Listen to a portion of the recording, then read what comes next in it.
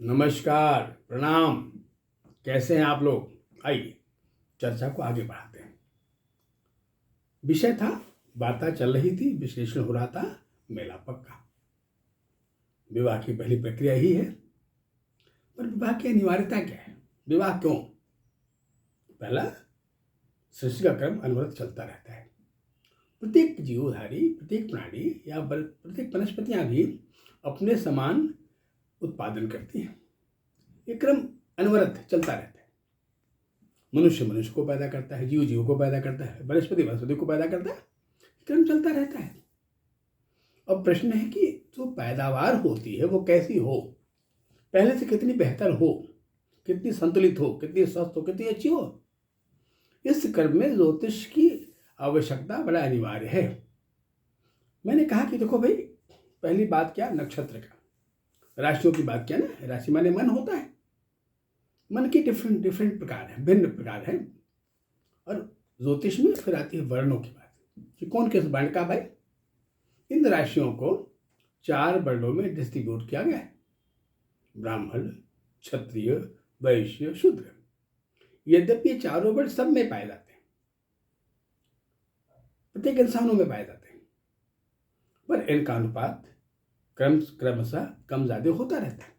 किसमें किस वर्ण की प्रधानता आ गई है, कौन स्वभाव से कितना बड़िक हो गया है, कौन स्वभाव से कितना ब्राह्मण हो गया है, कौन स्वभाव से कितना क्षत्रिय हो गया, बड़ा पुरुषार्थी हो गया भाई, और कौन कितना शूद्र हो गया। क्या करता है ये वर्ण, क्या विशेषता है? जो ज्ञान की बातें हैं, शुचिता की बातें हैं, पवित्रता की बातें हैं, संबंधों की ईमानदारी की बातें हैं, संबंधों की उदारता की बातें हैं, ये कार्य ब्राह्मण का है। ये जल है, सजल है, संवेदनशील है, दूसरे के दर्द को समझने वाला है। लेकिन संबंधों को सुरक्षा की बड़ी जरूरत है। एक स्त्री को पुरुषार्थी पुरुष ही अच्छा लगता है। वो चाहती मेरा पुरुष मुझे होल्ड कर ले। मुझे विवाह के बाद ऐसे छत की आवश्यकता होती जो बड़ी मजबूत छत हो, इसके नीचे जिसकी छांव तले मैं मजबूती से बैठ सकूं। फिर बात आती है गण की, फिर बातें आती है वैश्य की, वणिकः। पर जीवन बिना भौतिकता के नहीं चल पाएगा। जीवन में भौतिक आवश्यकताएं होती हैं, अर्थ का रिक्वायरमेंट होता है ना। वणिकः कितना व्यवसायी है, कितना अच्छा आदान प्रदान करना जानता भाई, कितना संलग्न है। तो व्यवसाय करने वाला वणिकः अर्थार्जन करने वाला भाई, जो पत्नी की आवश्यकताओं को, भौतिक रिक्वायरमेंट को पूरा कर सके या घर की जिम्मेदारियों का निर्वहन कर सके। शूद्र बड़ा महत्वपूर्ण वर्ण है भाई। झुकना तो हमने इसे सीखा है। देखा गया, प्रभुता पाहि काहि मद नहीं। जहां प्रभुता में मद है, वही लघुता में बड़े विनम्रता है। जो प्रभुता पाके भी झुकना सीख लिया हो, जो आगे बढ़ के भी बड़ा विनम्र हो गया हो, सच में वही विद्वान है, सच में वही अच्छा मनुष्य इंसान है। अब क्रम को आगे बढ़ाते हुए आगे बढ़ते हैं। ये आवश्यकताएं कई दृष्टिकोणों से हैं।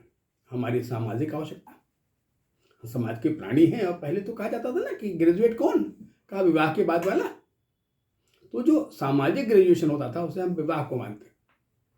सामाजिक, मानवीय, हम संबंध में बहुत कुछ सीखते हैं, या हमारे मानवीय व्यक्तित्व का विकास विवाह के बाद ही आता है। फिर हम कहते हैं नहीं, आध्यात्मिक बड़ा अनिवार्य है, ज्ञान की बड़ी आवश्यकता है।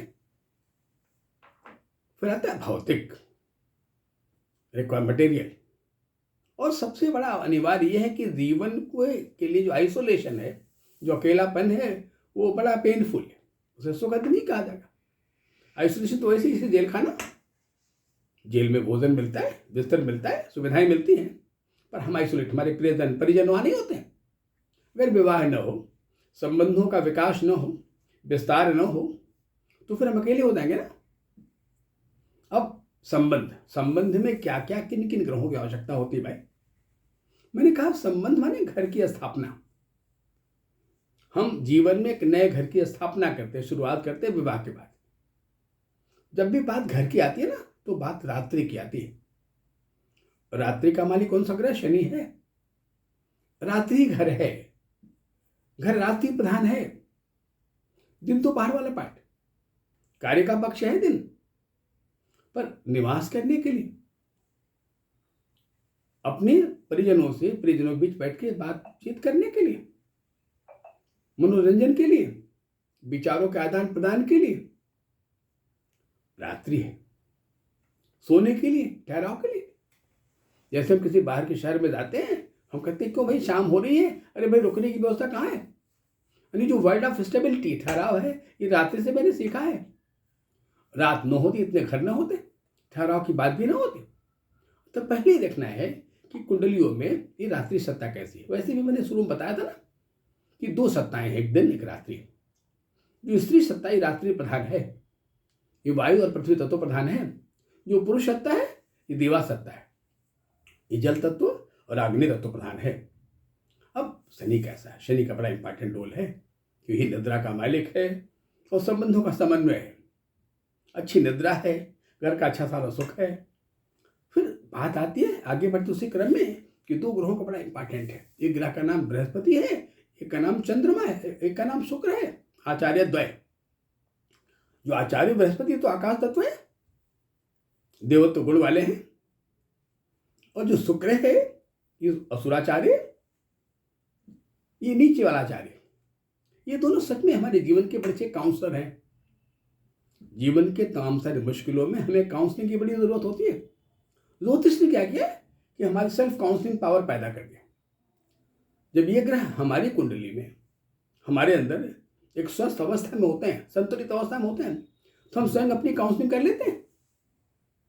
जो बृहस्पति है यही फीमेल बॉडी में, स्त्री के शरीर में पुरुष हार्मोन बनाता है, जिसे बड़े होने पर उनके अंदर एक पुरुष की आवश्यकता महसूस होती है।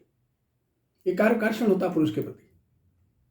और शुक्र नाम का जो ग्रह है पुरुष के शरीर में यही वीर्य का निर्माण करता है, अच्छे शुक्राणु बनाता है और स्त्री की आवश्यकता पैदा करता है।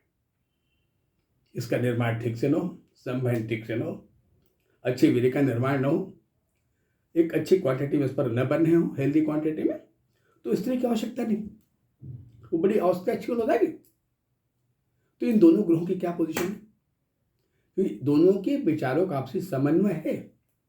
जो बृहस्पति ये थोड़ा मौन सत्ता है, आई बात, लेकिन ये सुनने का बड़ा शौक, कानों का मालिक है।